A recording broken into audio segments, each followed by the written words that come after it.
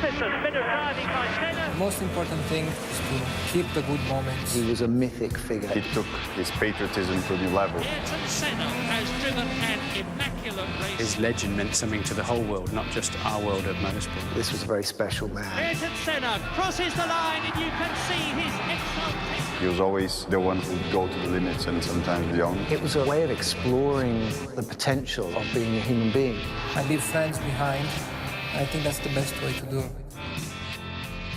Look at these beauties, mechanical masterpieces, all driven by the great Ayrton Senna. He had an aura. People talk about charisma and aura and stuff, but he was incredibly serious-minded about everything, not only about his racing, it seemed to me. And he just, I don't know, I felt slightly diminutive compared to him. What's your story, Bruno?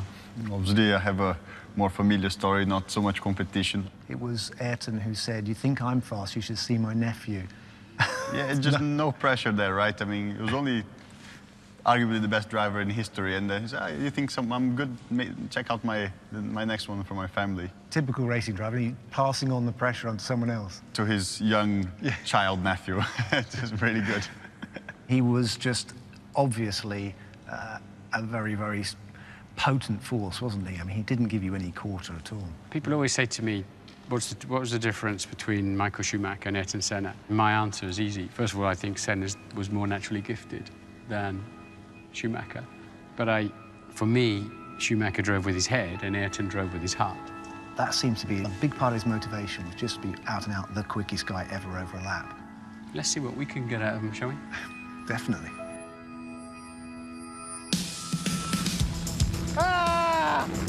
His Coleman wasn't a front-running car, and he had the audacity to challenge the hierarchy of Formula One. And Prost is stopping, and Senna is crossing the line before he gets there. The Coleman T184. This is the car that Ayrton Senna upset the establishment at the Monaco Grand Prix. All right, Martin, I bet you fancy getting your hands on this little baby. Do I ever? Thank you. See you later, champ. Wow, here we are on the track. It already feels faster than it just left the pit. Oh my God, this is such a beautiful car. This is where the great man did his work. Senna was so fast in qualifying. It's what he was put on earth to do. This thing just handled so beautifully. Just like a catapult. A little bit too much sideways there, Marty. Take it easy.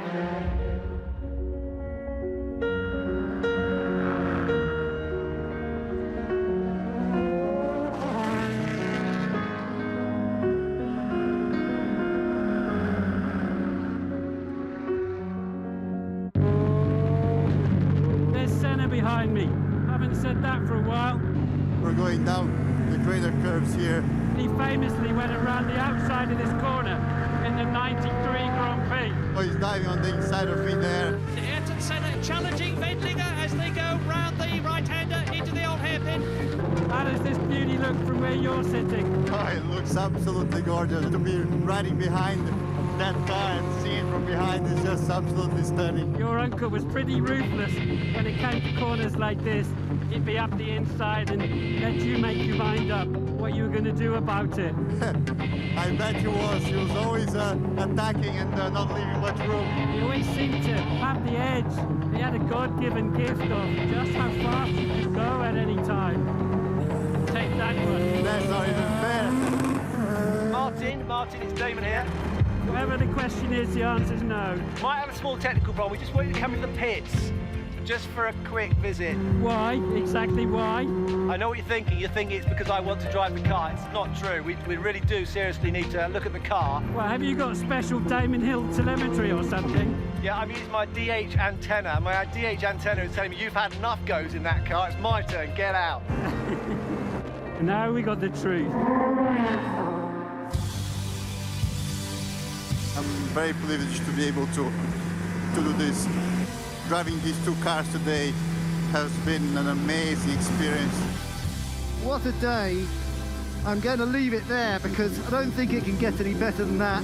Here comes Mr. Hill in the pit lane in that beautiful Lotus 98T. It's really hard to see a Hill crash helmet in that car, He wasn't shy when he got in it. He certainly gave it plenty. And that's it. And it'll be a cherished memory, that. I wonder what he's been thinking about Bruno and Martin and me driving his cars. I hope that in 50 years from now, somebody's pounding round here, remembering the great Ayrton Senna. Hopefully you'll get a wry smile from that one.